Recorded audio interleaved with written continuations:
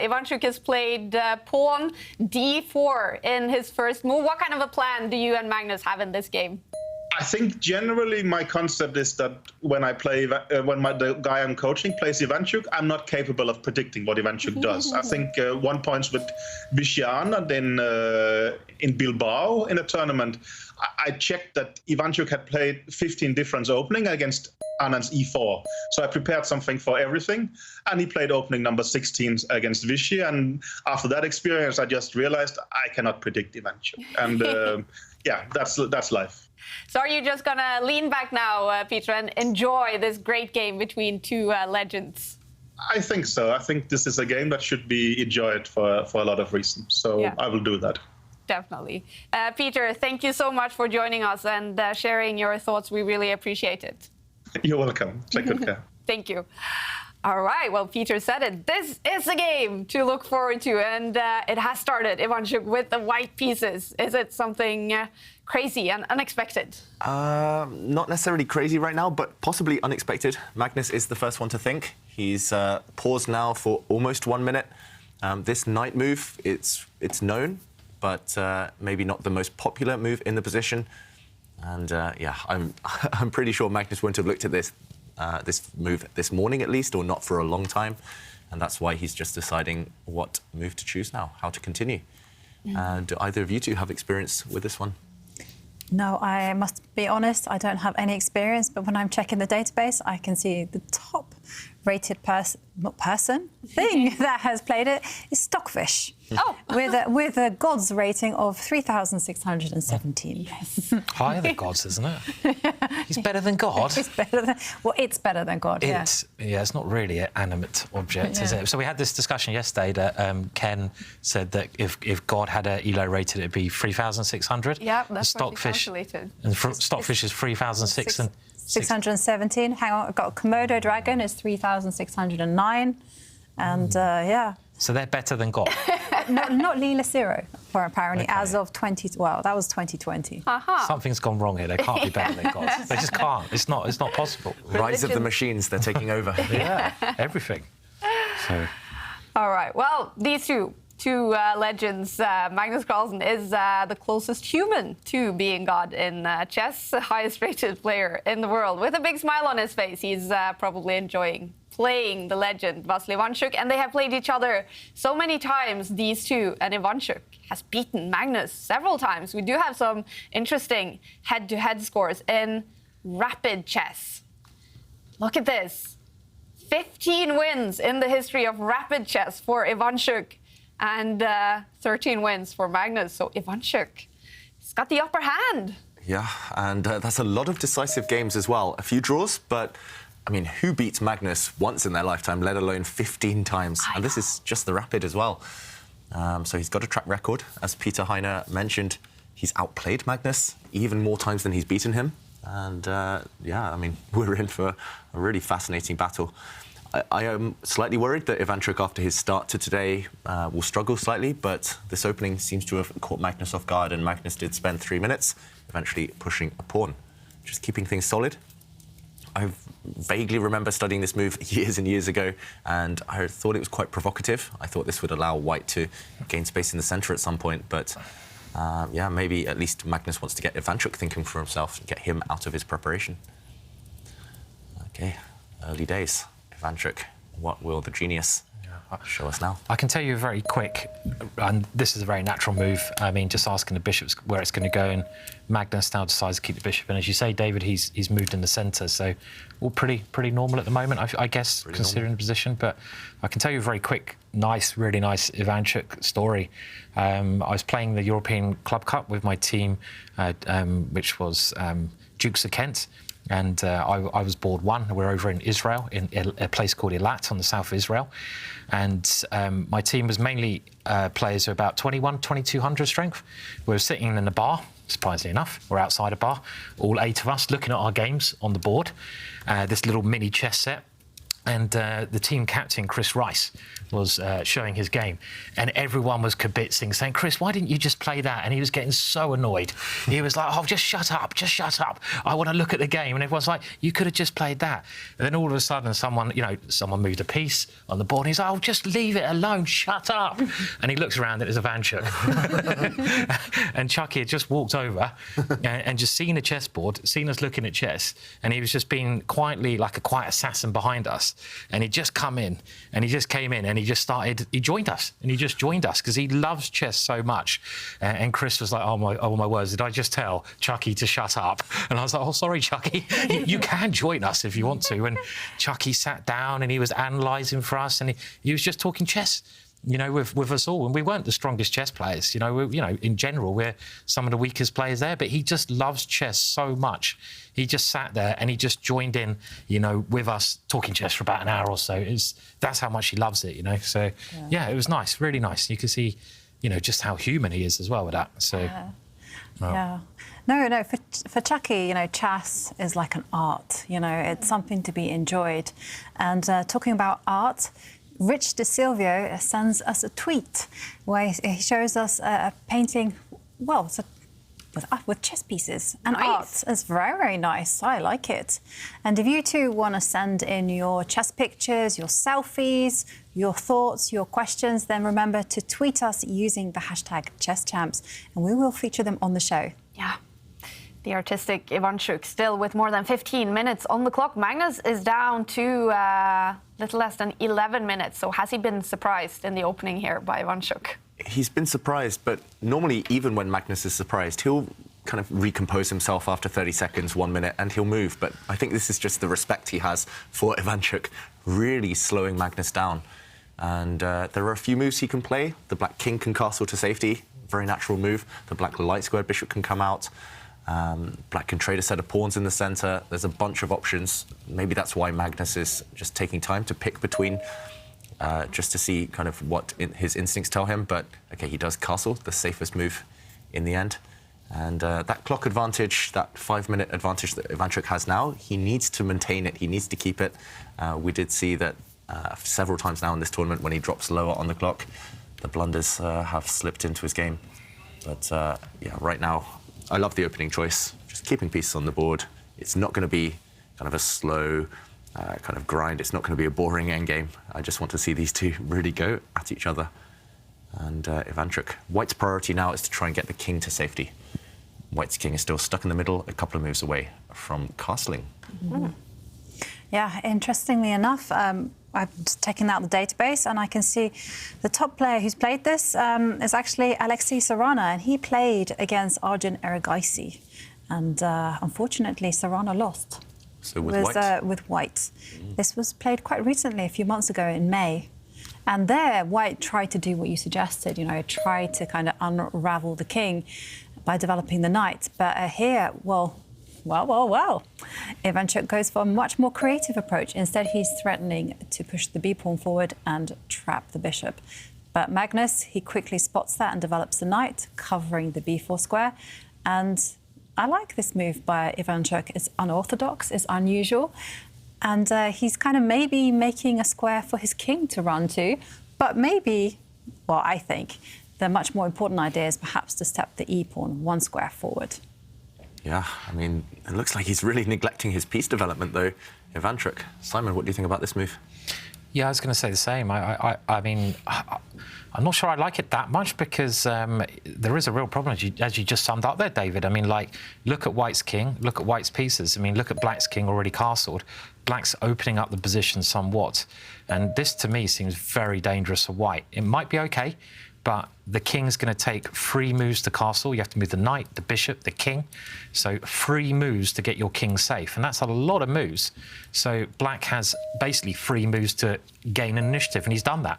So he's... and the king is wandering. Wow. So, but I guess if White can maintain the centre, he's going to be doing all right. But can he do that, David, here, do you think?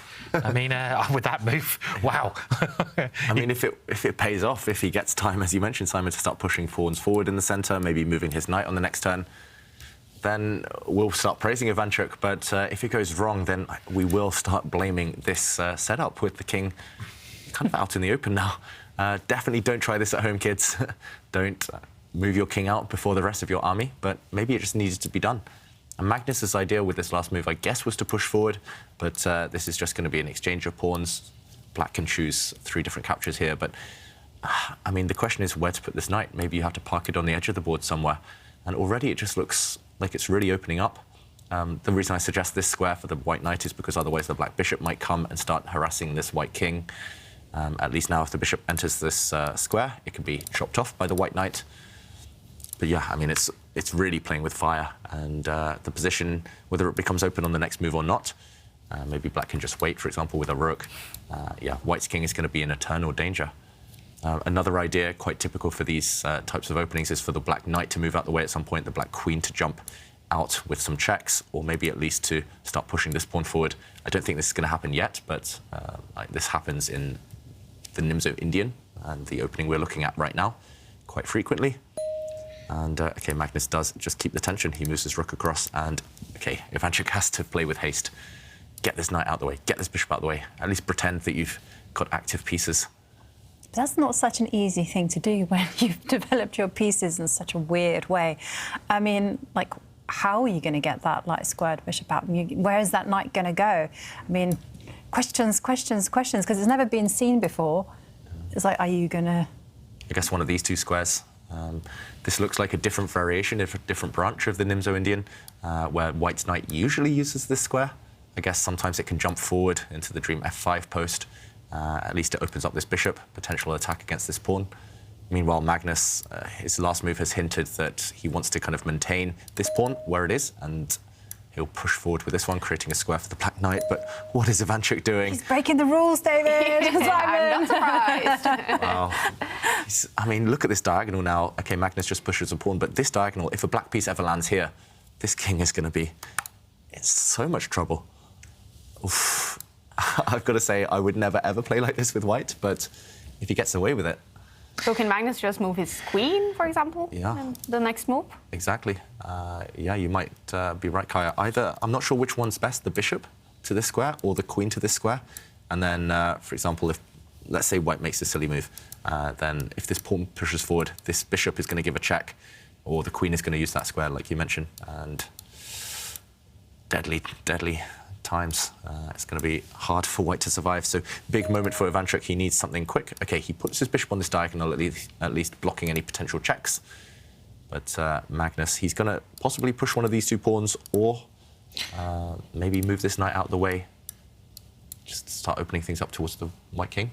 Yeah, I was going to just say that plan as well, David. You mentioned using a lever to open up your opponent's king, because the only thing that's protecting white's king, he's got this lovely pawn, what we call a pawn chain. It's like a bike chain, right? All those pawns are like guarding each other, and they block all the files towards white's king. So often when you see your opponent has a pawn chain like that, you need to break the chain, break his bike down. And that's why David's moving the knight move, gets ready to throw the pawn forwards and try to break that chain. So I like this move a lot, which he's played, just getting ready to attack. And you know, I expect him to move his G pawn now, knowing Chucky now, you know, so just to try to stop that plan. But it just looks so dangerous for white, because white is not fully developed, and it's his king. You know, look at that king. It looks so scary on that square. If you could swap it round and kind of plant it in the corner where this rook is, then you'll be very happy. But the king is still a mile away. And the problem is you can't really drop the king back to safety, because then your rook is just stuck for the next 15, 20 moves for the foreseeable future. So, yeah, it's not looking like there's an easy solution. You mentioned there, Simon, that if Ivanchuk is consistent and ambitious, which he clearly has been so far, then he might take it to the extremes and just push his pawn forward, clamping down on this square. And given his king another square, it might need to move to. But again, all these moves come with risks, because you're loosening your position. So white does have a very loose position, but if he can maintain it and finish his development, he will be better, because that pawn chain, it gives him a strategic advantage. I mean, he's got the better pawn structure, just not the better pieces. So it's kind of that. It's a fight between the pawns and the pieces here. Yeah, I agree. I like your idea, Simon. It's kind of bold. My approach would have been actually to not play so risky, even though I do love my pawn pushes. I would maybe develop the knight to the G3 square, and then I'd maybe make a move that you hopefully would be proud of, Simon. Push the H-pawn. Why not? Go for it, yeah. As far up the board as that can go. Yeah. After all, we're breaking the rules. You might as well keep breaking them, I guess. Exactly. Yeah. But he has played your move there, Ivanchuk, moving at night, and Magnus has now played the other move that David mentioned and given himself some good squares for his pieces. Yeah, this one's shaping up to be a fascinating battle. It's just a clash of ideologies. It's white going for the long term, thinking, as Simon mentioned, I have the better pawn structure, I have great squares for my pieces, it's just I need the time to get them there, and Magnus is going to be trying to just be the destructor, and he's going to try and create chaos before white is fully mobilized. Wow, I mean, yeah, they're two courageous players, these two. Much more courageous than most of us. I think it's easier playing black in these positions. You know, you've got to think about who's got the easier moves to play often, not who's better, but whose position is just more, easier to, play the right things. And here, black can just put his pieces on good squares, move them towards the king, try to swap off some of white's good defenders and open up the position. It's kind of as simple as that. On the other hand, white's got to think, right, how do I get my king safe? How do I get my rook in the game? Where do I put my bishop? There's many more problems for white to overcome here, and that means it's like it's like a minefield for white. And he's lunged there with a pawn, trying to take some squares, I guess, away from black's pieces, David. Yeah, but this pawn can be captured en passant. Has he forgotten about en passant? Has he forgotten? Yeah. Get a grip on. Yes. Yeah, this pawn could be captured as if it just moved one square by the black pawn on c4. Maybe we'll show what Chucky has in mind. It does feel very risky. We mentioned that black wants to use this square for a knight. His knight is currently terrible. So Chucky pushes this pawn forward. If Magnus ignores it and drops his bishop back, also a very sensible move, then at least this knight is sidelined for the near future. But the question is, this pawn, it just moved two squares. It cannot bypass the black pawn, which sits on the black 5th rank, and you can take it off the board. Now you attack the knight as well. What is white's intention? Is he going to take back this pawn? It looks ugly. If you take back this pawn with the queen or rook, then black gains even more time, bringing the knight forward to a great square, hitting the white queen. Is his idea really to just kind of ignore this very strong pawn and take here with the white knight? I mean, again, it's so brave, it's so loose, but maybe there's nothing wrong with it. Maybe there's no way for black to punish. Look how much time as well Magnus is burning on the clock, because Ivanchuk is surprising him on every turn with these weird, wacky moves. And if your opponent surprises you, it's human nature to pause. It's a fascinating battle right now. This knight defended by the white bishop. I don't know. It does feel like Ivanchuk is taking liberties with his position. And, well, we're going to see. What does he have in store? Is he going to play it safe? I personally would probably grab that pawn with the queen. But no, he's gone for it. He's allowing black a huge pass pawn on the 3rd row. This is crazy stuff now. He just wants to win this pawn on the next move. Ivanchuk, after breaking all the rules, putting his king, not castling first of all, putting his king on this square, wasting time with development, he's just going to be greedy and go pawn hunting. Maybe win this pawn, win this pawn as well. Is greed good? I don't know. This pawn is also attacked. He's threatening to win 3 different pawns, but it's all about the white king. If black can somehow push pieces to the other side of the board, it might not survive. The bar is inching up for Magnus Carlsen in this game. Is it hard to understand the plan Ivanchuk has? Yes. I mean, I guess his plan now is to just win some pawns. Long-term, as Simon mentioned, the black pawn structure is inferior. White has just a beautiful structure. Everything long-term now is great for white. So I think his plan is to just be as ambitious, as maximalist as possible right now, and then just survive until the endgame when he can convert that advantage. Magnus, it's all about short-term. He needs to do something before. I mean, if white's bishop, light squared bishop comes out, if white's rook from the corner comes out, it's just game over. White is going to have an advantage. Yeah, because I have to say, apart from that very far advanced black pawn, the black pieces look a little bit defensive. I mean, they're all, bunched up. Yeah, bunched up and towards the back ranks. Yeah, they don't have any clear purpose, do they? Not yet. They need to start jumping out. The black knights need to start centralising. I think he's just got to go for it. I mean, this break we mentioned, the Freddy pawn would be a lovely. You called it a lever, as we said, to get rid of the pawn chain. That is, I'm looking at that move. You can't play it yet, But if you move your knight, you can get ready to play it. I mean, just play, you know, both sides are playing with fire. So move your knight right into the centre of the board and then just try to move, you know, blast open position somehow. That's what kind of thing I'd be looking at if I was black here, at least, you know. Open it up quickly. Don't worry about your pawns here. If you're on the black side, just don't even look at how many pawns have been attacked. There's too many. Stop counting. Yeah, there's 3 pawns being attacked, so don't even try to defend. You know, that's not the right way to look at this position. The right way to look at it is, my opponent's king is over there. I need to open it up. So let's see how I can do that. And we don't think any defensive thoughts here. Yeah, the currency of this position is definitely just open lines and active pieces. And Magnus, look at the clock time, 4 minutes. I think this might be the lowest or the biggest time differential we've ever seen Magnus on the wrong end of. Yeah. Less than 4 minutes against Ivanchuk's 11. If you asked me beforehand to make a prediction, I would have said it would be the other way around. Look at Ivanchuk. He's not in pain, he's just calculating. That's his calculating face, head in the hands. And yeah, I think they both look a little bit worried in this game. Yeah. Yeah, definitely. I reckon they're both enjoying it, though. I mean, how often did they get to play nowadays? They played a lot when they were a bit younger.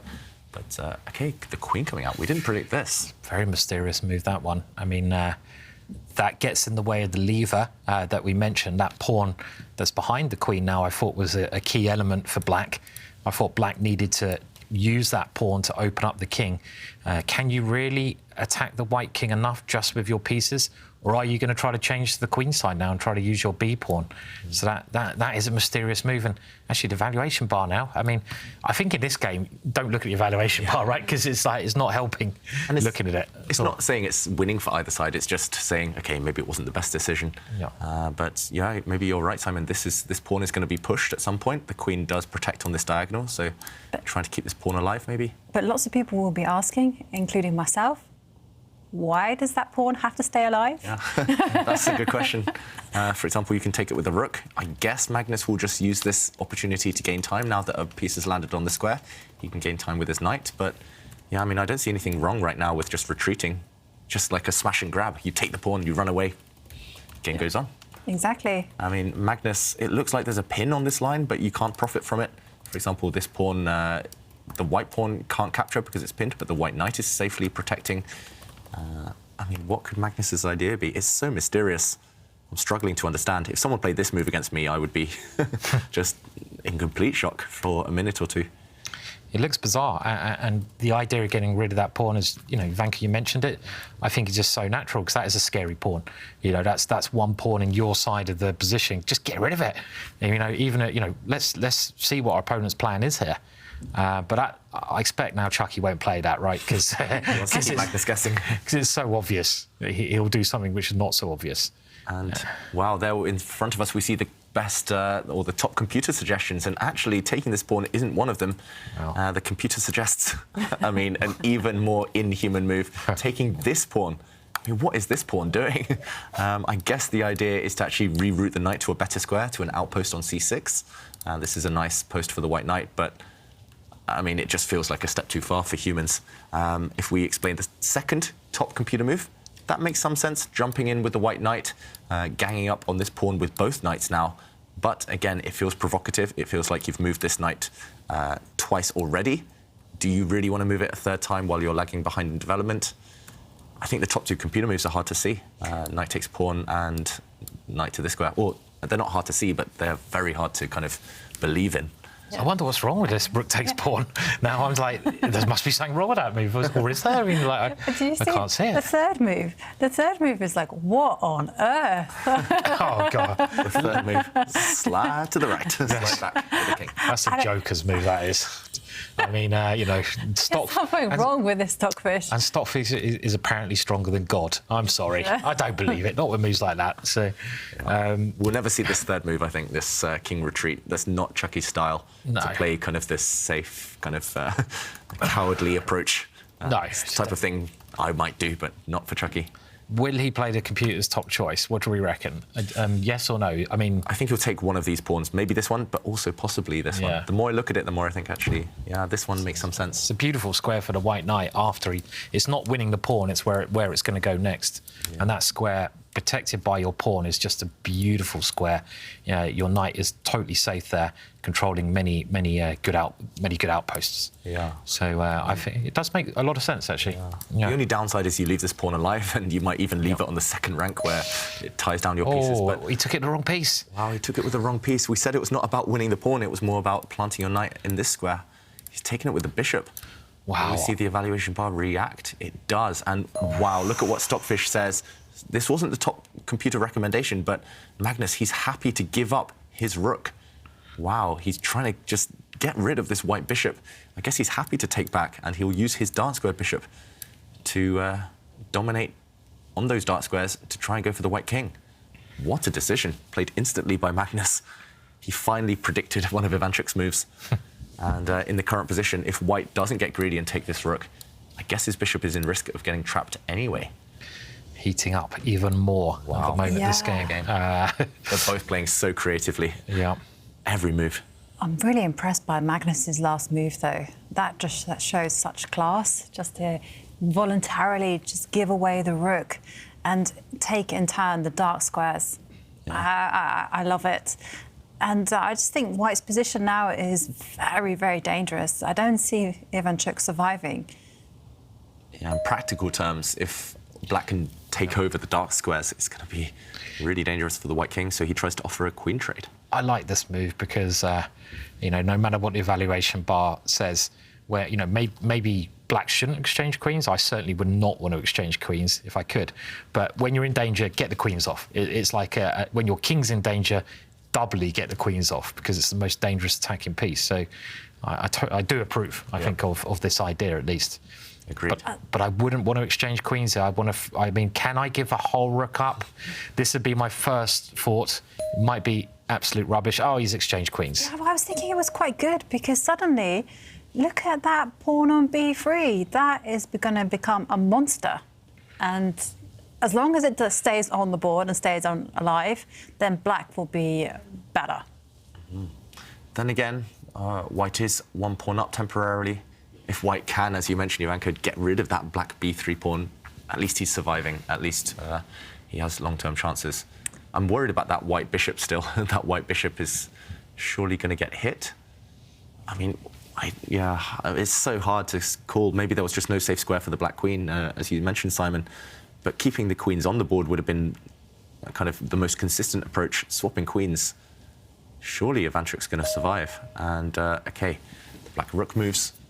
I guess Magnus's idea is that the White bishop has to trade itself off anyway, and Black will still control the dark squares. But can White now get rid of that dangerous pawn again? You know, if White can get rid of that dangerous pawn, I don't know if he can, actually, but... Yeah, maybe we jump in and try. Explain, because this bishop is trapped right now. Its only escape square is really to go back and capture the Black knight, so a trade. And Simon, you want to get rid of this pawn immediately. Makes a lot of sense. I don't see any reason not to. I guess Black, for example, will just drop the bishop back. And still, even though it's the endgame, even though the queens are off, this king is still not entirely happy. For example, if there's a knight trade, this check is very annoying. No real great square for the White king. If you step back, then again, you're going to block the entrance of the game, entrance of this rook into the game. And Black will win a pawn back, so Black will be only one pawn down now. And this bishop is the best piece on the board, controlling this whole diagonal. This is the problem with putting pawns on light squares. Your dark squares become very, very weak. So Ivanchuk thinking. Yeah. How important is it for him to at least keep his time advantage now? It's very important. I mean, if we reach a position like this one on the analysis board, then it's going to be so easy for Black to play. So right now we're expecting this one, but maybe Ivanchuk looking for alternatives. Well, he has had quite a few surprises in this game already. Maybe we should expect something strange. Yeah, it's possible. The White Knight could go and protect that bishop, but that feels like it's really, really risky. Look at Ivanchuk's face. I was going to say. Yeah, he looks like he's getting some divine inspiration there. Like, yeah. He's talking to his pieces. He's talking to his white bishop, saying, his dark squared bishop, saying, where do you want to go? Do you want to trade off? I want to keep you on the board, but how do I do it? Yeah, Ivanchuk. Yeah, he has. What a character. Yeah, Yep. He's one of a kind. The world would be a much sadder place without him, wouldn't it? Yeah. He does really bring a lot to chess. Yeah. There is also that famous game from Berlin World Blitz Championship when he checkmated Magnus Carlsen. He had that jump when he realized he had put the world champion checkmate. And Magnus was furious. I wonder if we can get... I mean, I'd love to see that one, actually. I don't know. I think I've seen it, but... Yeah, when he's sort of... The first time I ever saw Ivanchuk, I think I was maybe 6 or 7 years old, and I was watching a videotape, like a VHS old-school videotape, and it was some commentary of a tournament. It was a series of rapid tournaments, and in one position, I think it was against Anand, he had a checkmate in one move, and the commentators were like, it's checkmate. And you can see him staring at the board, just like he's looking, and he's getting frustrated. He can't find the move, and he can just bring his queen into the corner, and it's game over. And he had like a couple of minutes on his clock, and then the clock ticked down and down and down. He had a few seconds left, and then he made a different move. He just didn't see it, and he ended up losing. And he was like literally tearing his hair out afterwards. And I mean, that was just, for me, that was the moment I realized, okay, Ivanchuk, he has his ups and downs, but he is a genius. And actually, in this famous memory test that I had with Magnus last year, I put that position on the board. Magnus was like, yep, it's Anand against Ivanchuk, 1994, blah, blah, blah. And so Magnus, even at a young age, he was studying Ivanchuk's games as well. So, I mean, he's playing one of his chess heroes. I think everyone's chess hero, Ivanchuk. Do you think Magnus does have a chess hero? And who do you think it is? Many, yeah. I mean, do you guys have a chess hero? I mean, like at all? Wow, I wouldn't. That's really, really sad if you do. But I don't know. I mean, like, anyone you really look up to? Because you love Tao, Simon, don't you? Yeah, I'd say Tao's probably my chess hero. When I was growing up, when I was really little, you know, I grew up watching the Karpov and Kasparov matches, and that was like super interesting because we watched that. Yeah, we watched that as a family, and we used to go on teletext and just follow the moves. But the people who I really followed every single move of, and I read every single article I could, were of course the Polgar sisters. I loved them. And also someone a British late top female player called Susan. She was Susan Arkle at the time, and then she became Susan Lalich. And I followed everything that she did, and you know, she was such an idol of mine. But yeah, several legends in the game. Could you name one hero of yours? No. I mean, there's too many. There's so many, yeah. I'll say Kramnik, just because he was at his peak when I was growing up. Similar style-ish. Yeah. As well. Similar-ish. I based a lot of my game on him. Yeah. And now, did we see surprises from Ivanchuk? What's happening on the board now? We saw some surprises. The king even more open now. Yeah, you're right, Kaya. That's the big thing. We did see the bishop trade itself off for a knight, so black now has full control over the dark squares. That black dark square bishop is going to be potentially the MVP, the most valuable piece. And meanwhile, the white king is trying to run away from its gaze, trying to run away from that dark square bishop. But the problem is, the black rook now can come down and take a pawn. Okay, first Magnus is trading off a set of pieces. And white's light square bishop is kind of hitting thin air. Black's dark square bishop is also not hitting anything right now, but it just feels like it's got so much potential. And that black b pawn. The black b pawn is alive, and it's very scary. It's a pass pawn, 2 squares away from promotion. It might even tie down a whole rook. Yeah, still a very complicated position, and I have to say I am very scared for Ivanchuk. You know, part of me, you know, I really want him to win. I know we're meant to be like completely impartial and neutral, but it would be so good if he managed to pull off something. But Magnus playing it safe, defending the pawn, and still Ivanchuk has to deal with a threat against his a-pawn. But can't he now at least get his knight to that other decent square now, which looks like a nice plan to me. I mean, the knight maybe has done its job on the square it is. I mean, they say the square is a brilliant square for the knight, but only if you can back it up. And I'd be bringing it to the queen side here. Oh, whoops, sorry. My arrows. Here you can give a check. And when the king moves, this square, Simon, this is the one you want. Yeah, I was just thinking it's nicely protected by the pawn. It stops a black rook getting behind the black pawn, attacking the rook. And, you know, I'm gaining full control over this diagonal. Looks like a long whip. Yeah, it does. Yeah, this looks very nice for white. I guess the rook will move, and still a problem with this pawn defending it. Black's rook is going to come and take it soon, and still also, how do you get rid of this? If you can get thorn in your B side, pawn, isn't it? Never going to go away. Yeah, that B pawn could be a game winner. is so hard. And Black's knight is actually fantastic as well because it's guarding it. And It's this duo, right? Yeah. How do you ever get rid of them? yeah. But it's somehow you kind of want to switch pieces. Maybe this is should be a new variant. You could switch that knight for the bishop. You know, if they could switch places, then, you know, White's probably doing OK now. But unfortunately... I mean, also in the current position, Ivanchuk, he was looking in pain for a second, spending a lot of time on the clock. He could potentially plant his bishop on this square. So he could do that. Could try that, yeah. There's a few options here. He could, for example, also go after this pawn with his bishop and try and round it up. Maybe now, finally, I just want to get this rook in the game. I'm not sure where to go, but this rook finally breathes some life, breathes some fresh air. You could try doubling up here, but it does look very slow, doesn't it? You know. Could you try to go for the pawn immediately? I know it's super loose. Put that knight in the middle of the board. Yeah, hit and this pawn. Hit the pawn, although... There will be a bunch of tactics. There'll be a tactics. For example, the pawn might step forward, and after the rook takes, due to a pin on this file, maybe knight takes pawn. It gets really sharp here. This is a check. The knight can't be captured, and then this knight would be attacked. The rook after it as well. But yeah, I mean, this is the stuff going through Ivanchuk's mind, but he needs to move. Yeah, under the minute now, Vasyl Ivanchuk in this tough game against Magnus Carlsen. And the stars in Magnus's position, the black knight and that b-pawn. Yeah. Well, look at that. The bishop has come out to attack the pawn, and so we might be seeing some insane complications. And okay, he moves his rook. I think it was time. This looks good as well. In that last variation, we showed White's knight. If it does retreat into the centre of the board, it would have been loose, undefended. So he's getting ready, potentially, to defend that square. If the White knight retreats to d4, that's then going for the black b-pawn. But Magnus, okay, he's got a small time advantage. He needs to keep that black pawn alive if he wants to win the game. Speaking to himself there, it looked like. It even looked like he said, come on. Yeah. Yeah, I regularly say that to myself during games. Yeah. Just, you got this, you can do this, there must be a move, come on. Magnus also ticking under 1 minute on the clock. What a game between two legends. Will we see a winner? Is that the most likely result in this one?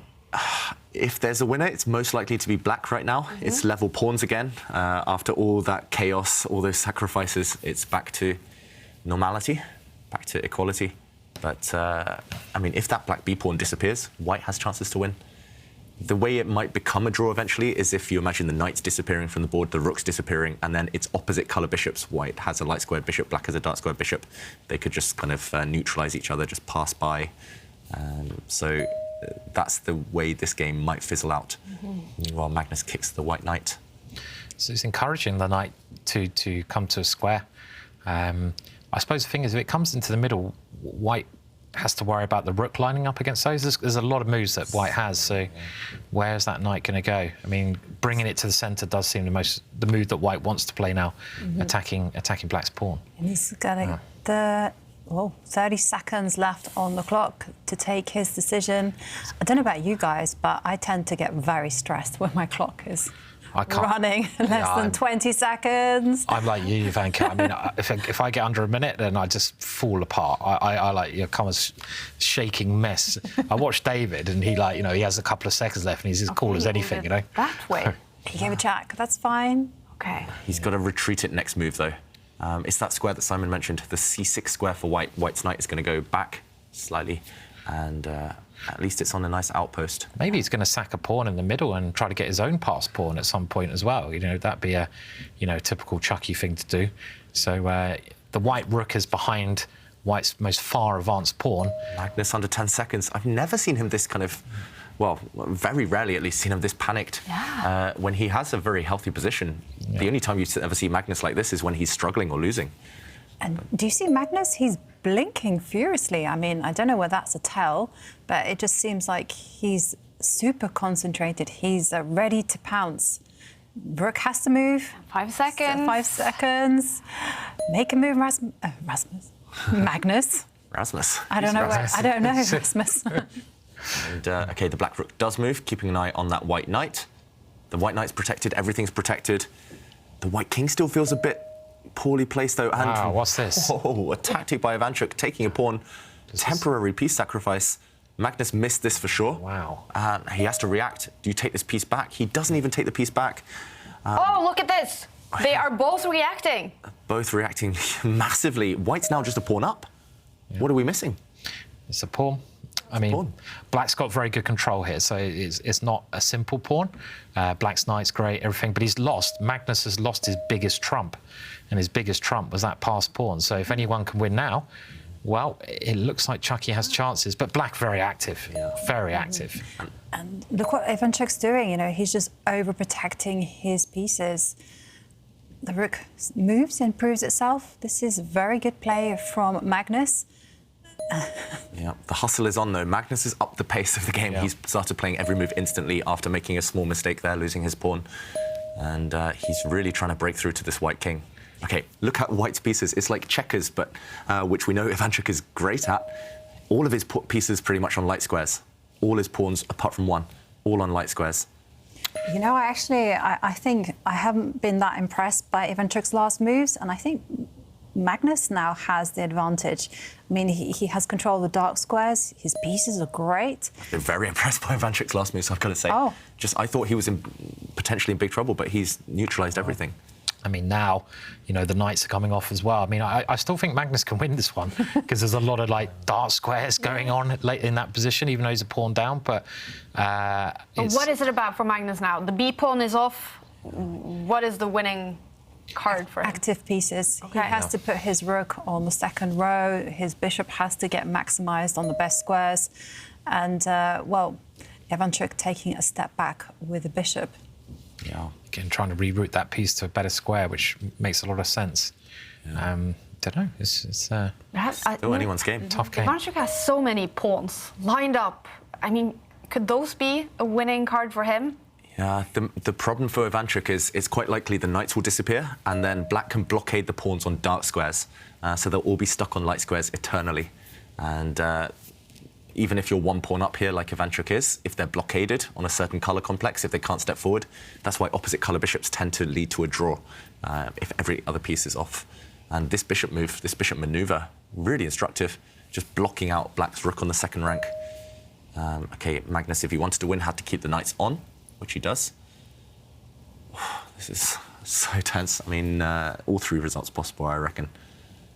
I think maybe more likely that Black will win than White, just because Black's pieces are going to be very active. But, OK, key moment. If Magnus trades off these pawns, I reckon we're headed towards a draw. If he leaves them on the board, if he pushed his pawn down one square further, that Black H pawn could be a potential winner. OK, Ivanchuk setting up some traps. That Black Knight is not actually entirely stable. The pawn defending it could be dislodged at some point. But the knight jumps into activity there as well, so it's very, very close, this game all the way. And he's clearly playing for the win with that last move, as you said, David, just not exchanging, keeping pawns on the board. And if Black can ever win White's pawn in the corner, the H pawn, then he'll probably win the game now. So... so risky. It is very risky. Not wanting a draw at all. It is risky, but, I mean, are we going to see a situation where it's difficult for White to move a piece? I don't know. White still wants to push his F-pawn forward. Now that Black is controlling the dark squares, if White can put his pawns on dark squares, he'll fight for that control. I think that's Ivanchuk's next move if he gets the opportunity. White's F-pawn stepping forward one square, suddenly real threats. You really want to create counterplay when you can. If you can move the F-pawn and the one next to it, you get your own passed pawn. And I know White would love to just get rid of Black's pawn that is blocking his pawn, if that makes sense. But, you know, that one lined up with the rook. So he needs to try and blast that one away somehow, and he's going for it. Yeah, he's pushing forward. And then you could certainly see Ivanchuk winning that position if he can push the other pawn next. And is it better now to have the pawns on the dark squares? Yeah, you're fighting for control over that colour complex. Also, I mean, this one, is it a strength or a weakness? In an endgame, it's going to drop off. It's just going to be picked off by White's bishop. So that's why Black has to keep the rooks on the board. OK, he drops his bishop back. He's coming from a different angle now to start checking this White king. I have no idea who's going to win this one, I've got to admit. The White king steps back. That's clever. There's no check on this square with the bishop because the White knight defends it. And maybe safe for now. It's hard to get this knight back into the attack, to be honest, with the Black knight. He steps back with his bishop. But is it time for White to start moving? Also, maybe that bishop can now come and harass white's pawns. So it's like dangerous that you know, both sides are going to have very dangerous pawns there. I think this is going to be a decisive game. I think he's just going to go for it, and he's They're got. both going for it's it. a race. Wow. Who's quicker, though?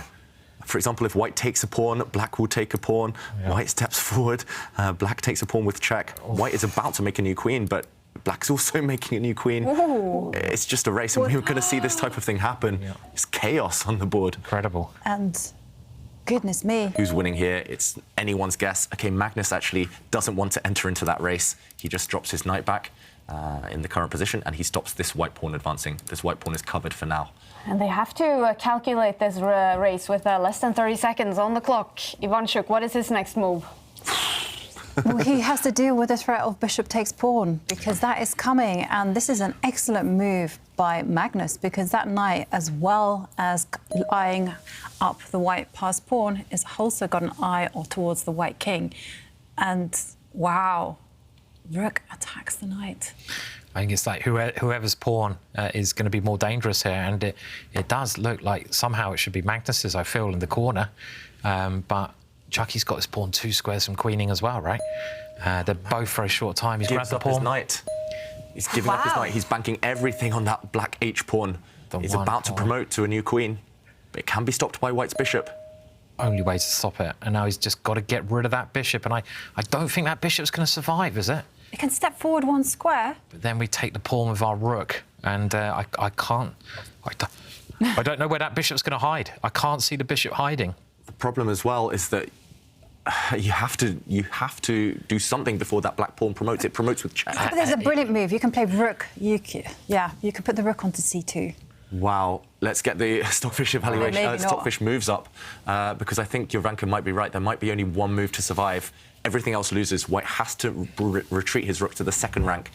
4 seconds. Oh, 2 he's got to find it. Will he find it? I don't think he's going to Have find you it. made a move, Ivanchuk? Oh, he found it! Just in time. The genius, Ivanchuk. Wow, look at Magnus. He was like, oh, actually, that's pretty cool. But Ivanchuk, does he have any time on his clock? Maybe it's just a small delay here. We'll see his clock time refresh in a second. The idea is that when the black rook takes the white bishop, white's rook is just going to give itself up. I mean, it's still... It's going to get rid of that black pawn. With some drawing chances, I guess, if you do that. So we might have the same thing here. He's throwing in a check first, and he's... OK. OK, now we get this weird ending. What is... Have a queen. We did not predict Bar is this. saying this is winning for Magnus. This is winning for Magnus. Aha. Here, you can win the white rook. You could have... Look at Magnus. What is this? He just realised he could have won the white rook. The black queen could have gone to the b3 square, checked the white king, winning the white rook, game over. Suddenly, it's still winning, but he has to work hard again. He has to win it all over again, back to square one. What? I mean, that's maybe not the most obvious opportunity. Taking that pawn is natural, but Yeah. He realised as soon as he played the move. Yeah. It's like you said, Jovanka, when you play a move and you know you just missed the really simple winning move. And there is a way, I mean, the way you try to draw this is just if you've got the minor pieces, which is white, and I mean the minor pieces, the rook and the knight, you just got to make sure they're close to each other, defending each other. You need to have the king defending the knight defending the rook, and just try to keep them around each other, try to keep some kind of blockade. But Magnus doesn't really believe in blockades, does he? Yeah. So it's also that extra pawn that could be very important. Probably a winning ending, this, but I'm not convinced. Yeah. I say probably.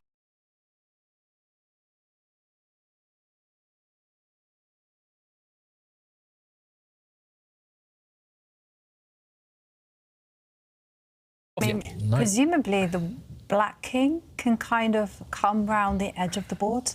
And then? And then hopefully the queen can join in and give a check. I mean, we're going to be here for a long time. Yeah, we will be here for a long time. This might be a 100-mover. The thing is, there's no checks. No matter where you pick up the black queen, you can put it on any square of the board. There's no safe checks. You just got to be careful your rook. Yeah. So make sure the rook is on a safe square.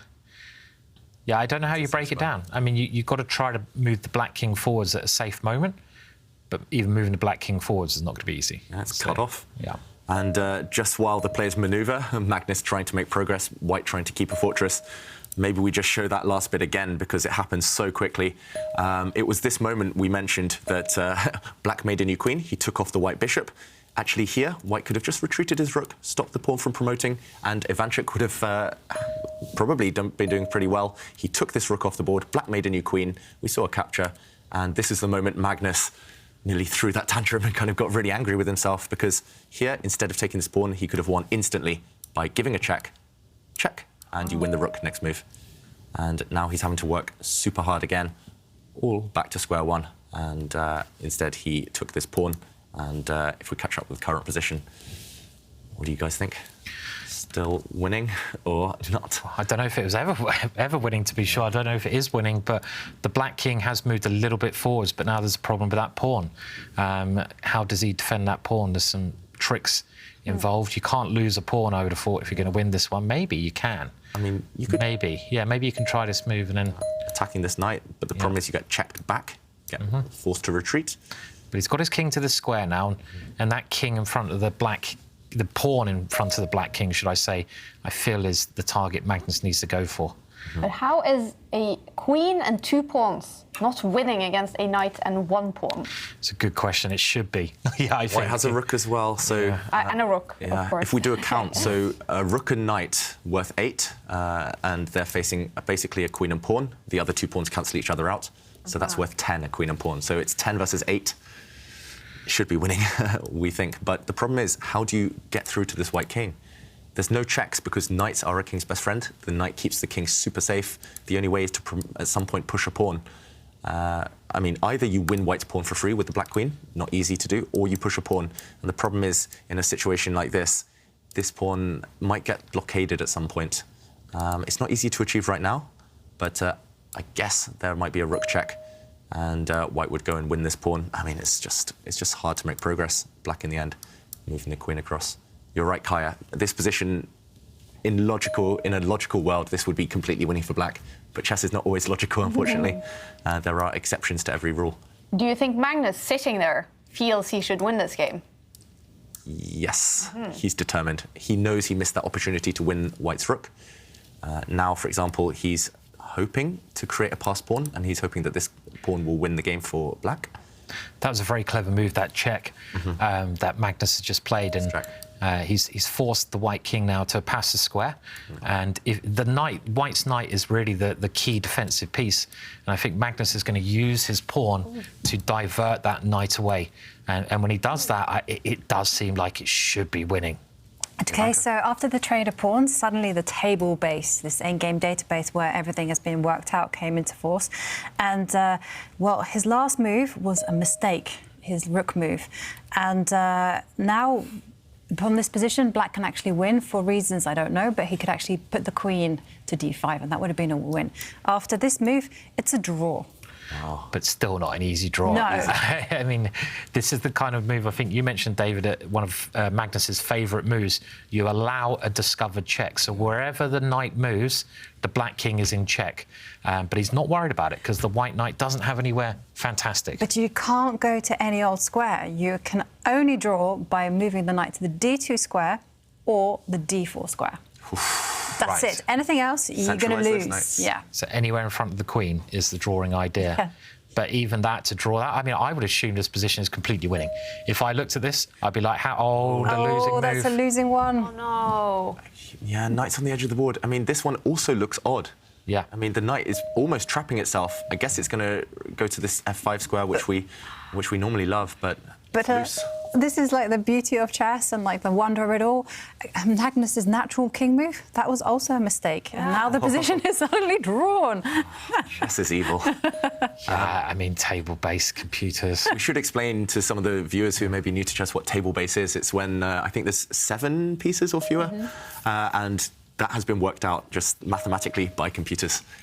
They've worked out what the best moves are for each side on every turn. So objectively, with best play, I'm not sure, is it still a draw? It's still a draw now. Still a draw. Yeah. Like Simon says, from a human point of view, this just looks winning. You have a queen, you have a pawn. If the pawn wasn't there, draw, sure, but with this pawn, there must be a way to push it. This is the thing. I think if black can, he can push it now. But it gets captured. Oh. If Ivanchuk, maybe he's found a way to draw. Maybe this is the drawing idea. If this pawn is pushed. Lovely. Yeah, this pawn needs to push at some point to win the game. Just gets taken. And queen takes, and a pin. Skewer, and eventually we'll see king versus king and a draw. So you've got to push this pawn at the right moment when it's safe. But the thing is now the white king can always threaten to come forwards, and with the white king coming forwards, you're really containing that pawn. So it might be a blockade that we've got here in this position. You can give a check and repeat the position. If Ivanchuk does this, he checks, the king has to go back, and he'll repeat. OK, the king goes back in a different way. We should also mention that taking this knight is a draw. It's king and pawn, but the white king is safely in front of the black pawn. So study your king and pawn endgames. This one is a draw. You just need to know where to go with the white king. So Magnus won't go for this in the current position. It's all about this g3 square, right? Yeah. Yep. So this is probably why that king move was a mistake by Magnus, putting the king on the G line. Well, those moves maybe he can go round again. Yeah, I was going to say exactly the same thing. The king is in the worst square. If you can get the king to avoid that trick, you might be able to push the pawn. This is, and he's trying it. So he's trying to get the king around. Now, at some point, that black pawn maybe can come forwards, right? Yeah. If he can push it forward safely, he's going to win, Magnus. But OK. knight check, discover check. Apparently still safe, still a King draw. moves. Wow, he's really defending like a lion here, Ivanchuk. He's going to drop his knight back, and he's just going to sit. Maybe he's waiting. Maybe that's a fortress. Yeah. Yeah, what a weird setup, though. You're like you've gone into your shell here, haven't you? You know, you're held up into a ball. That's it, armadillo. You know, get into the ball. No one's going to get me. Armadillo. Yeah. That's a Friends thing again. I've never heard of holiday armadillo. Yeah. Right, yeah. Simon hasn't watched the full Monty, I found out today either. That's, What? No, I haven't. No, maybe tonight. I thought that I'll give was it a go. you had to do that in school in England or something. Yeah, I think it's a very English film, right? So yeah, maybe not primary school, I guess. It came out when we were at university, right? So that's our Did it? excuse. Right. I think isn't that like one of Magnus Carlsen's favorite movies of all time? Is that? probably. I've never okay. discussed it with him, I think. But meanwhile, this fortress continues. Yeah. Ivanchuk, he did it kind of the long way around. He brought his knight the whole way around the board, but he's found the ideal defensive square for it. But Magnus doesn't believe in fortresses. Yeah, they do exist, though. They do. They certainly do. So how many moves have we got, David? Because the rule in chess is if there's no capture, so that means no pieces are taken off the board, or there's no pawn moves. If you have 50 moves that happen like that, the game is a draw. So that could well happen here, because there's no reason at all Magnus will agree to a draw. They're going to have to play it out, because obviously white can make a mistake. Yeah. Black's last pawn move, the last pawn move or capture, was move 72. Right. So we got 122 yes. to get to before a draw can be claimed. So it's about to be move 90, so we'll have 32 moves left. Wow. Ivanchuk needs to survive 32 moves without allowing a capture of one of his pieces or the black pawn from pushing. Yeah. But Magnus is like trying everything. You know, if the black king can at the right moment come maybe one square forwards, then he'd be potentially winning. If the black pawn can step one square forwards, he'd be potentially winning. So there's still danger here. But Chucky seems to know what he's doing. Yeah. It's a Chucky fortress, you know. No one gets through a Chuck fortress. Yeah. Well, he has to kind of maintain that configuration. So the only few moves that he can play is move the knight to the G3 square. Yeah. And Magnus giving a check. Oh, this looks a bit scary. This looks a bit scary. The rook scary. has to kind of, again, curl itself up again and defend the knight. Rook goes to G2. This is like a type of fortress where the gate, like the door, is made of straw or something. Yeah. It's like at any moment someone could just burst through, but definitely right now it's just about holding. And you can only really move the rook up and down one square, maybe the king, but that looks so risky. Yeah. Self-pinned. You but are, it's... but it's holding. It's holding. It's doing the job. Yeah. The white knight is stuck, so white has to play around with his rook. Chuck fortress. It's the only fortress you can get. Well, I mean, great defensive play though by Chucky, isn't it? I mean, we know that Magnus is probably the best endgame player in the world, and Chucky is holding him. Yeah. Only 3 players have been able to get a draw against Magnus Carlsen in this tournament. Of course, that loss against Niemann. Let's not take that into account. So Ivanchuk could be the 4th player here to get a point against Magnus Carlsen. And Magnus seems to be running out of ideas. He's moving his king around, but it's a bit unclear what he's actually doing with this. Can White just continue waiting? White's rook can step up. White's rook can maybe step across. I'm not sure how narrow the margin for error is right now. I can tell you there's only 3 moves, and this rook move was correct. If you'd moved the rook maybe off the G line, you would have lost. Wow. That's insane. So I was very tempted to move it over 1 square. Yeah, me too. But that was losing, was it? Yes. Why is that losing? I don't know. I'm not going to look at it now either. Well, I think we'll need days or months of analysis to go into a deep dive of this one. But Ivanchuk is trying everything. Yeah, I mean, if the black king can move 1 square forwards, that also looks like to me should be winning for black, or nearly winning. It's an important moment here, just to kind of say to you guys, because if he'd stepped back with the rook to G1, he would have lost. This, he still maintains the fortress. It's okay. Really? And he has to move his rook along the 2nd row. He can also defend the rook with his king, and it's still a draw. You know, so Ivanchuk here is just playing great chess. He's defending like a lion. And let's just see what move we're on. Remember, if we get to move... we have reached move 100. It's a super long game. The other games in round, round 11, correct, has started. We're going to jump into Niemann Aronian when this one finishes. Yeah, and I was thinking, Kai, that really good point you made. Queen and pawn against rook and knight, it should be winning, right? But if we think about it, White has 2 pieces, Black has only 2 pieces. I mean, let's discard the kings. So White has a rook and knight. They're both pretty good. Yes, the queen is better than the rook, but White's knight is better than the black pawn. So it kind of makes some sense, I guess, that White is just about holding here. Of course, the queen is the best piece, and I think in practical terms, 90-something% of these games would end in a black win. But remember, this is kind of the top 1% of chess players in the world. This is the elite. And if it's objectively a correct draw, then Ivanchuk, I mean, so far he's done a good job of proving that. 20 moves to go. He's just, he's done 30 moves already. So if he can do another 20 moves, it will be a draw. It'll just be called a draw. And I guess, so the thing Magnus Carlsen would have to do to win this game would be to get the white pieces out of the eye line of that pawn. Yeah, if he can somehow kick the white pieces away. I think that's why, as Jovanka mentioned, the narrow path to survival for White is just keeping this white formation. This defensive formation Ivanchuk's found is perfect for stopping that black pawn. But if he can kick the pieces away or catch them at a moment where they're kind of off balance, then push his pawn himself, then he might win. But if not, then fortress and draw. I think Ivanchuk deserves the draw in this one, just for his defence. I think he's played it perfectly as well. I mean, there's so many little opportunities, which I didn't realise that you pointed out, Jovanka, where you can just play one slightly bad move as White and you lose your fortress. But he hasn't done that. He's kept this harmony between his 3 pieces. But it really is like an animal in its shell, isn't it, here? You really are just sort of moving about in that shell, trying to keep the defence against the attacking queen here. And here he goes. I think he's going to hold it, right? I think he's going to hold this draw. It's looking like he's found a good way, and he's navigating those traps very, very quickly and very easily as well. But still, I still think it's a long, long road ahead of him. But Magnus doesn't look like he's too optimistic anymore. He'd made some kind of gesture there, as if he's giving up the winning attempts. And OK, the knight moves. Magnus hasn't made any progress, we should mention, for those last 35 moves, so will we see that draw soon?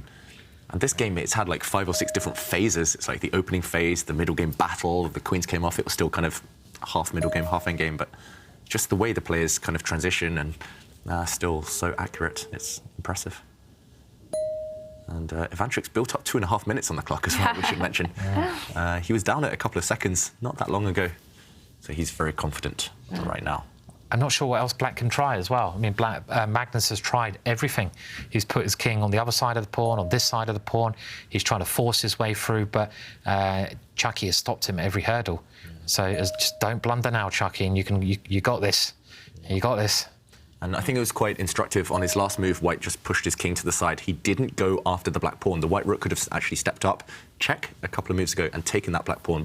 But White would have lost all coordination and the black king would have come in. Now the black king is cut off by the white rook. It's so important in these positions, isn't it, to keep your knight, rook, and king all defending each other. You know, when you're playing against the queen, you've got to keep your pieces close. You've got to keep them defending because they can drop off very, very easily if you try anything too much. And he's doing that. He's doing everything we've perfectly. seen this position before, right? I mean, if we see the position repeat itself 3 times, I think the game is automatically declared a draw by the server. So, yeah, I mean, we've seen something very similar at least. And Ivanchuk, is that the adrenaline? Is he shaking his foot? Is that making the whole computer vibrate? Yeah. Yeah, he's full of energy. at a sprightly 53 years old. And yeah, he's defending this one still very well. You can give a check with the white rook, for example, here. And can you push the rook over to in front of the king? Maybe get that fortress position again as well. Would also be a draw. Also, be a draw. checking the king with the knight would also be a draw. But of course, you have to be prepared to set that fortress up again. No. Yeah, this is pretty much quite a few moves draw. It's not such a narrow path. You can attack the black queen with the white rook as well.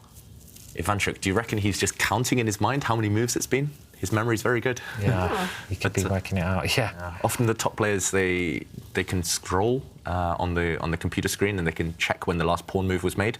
But often they just kind of play and they just believe in their defence. They don't worry about the 50 move rule in rapid chess, at least. Well, it's only 10 moves now. 11 moves maybe to be totally accurate, but he's got to just survive for 11 moves without a capture or a pawn push. So we can count them down now. OK. He's getting closer. Getting close. 10 moves to go. Give another check or go and attack the black queen with the white rook. Those look like the most natural. He kicks the king back. We've seen the black king in this side of the board before. Yeah. And Magnus he'll look to try and set one final trap. I don't see it, to be honest. He's tried everything already. Yeah. But what a high-quality game. True grind like a grandmaster game. Yeah, I mean, Magnus is doing the right thing. Never give up chances. Just if you have the advantage, no risk. Try and play for the win. Like maybe 10 games out of 100, he would have beaten Ivanchuk here, but that's still a decent percentage.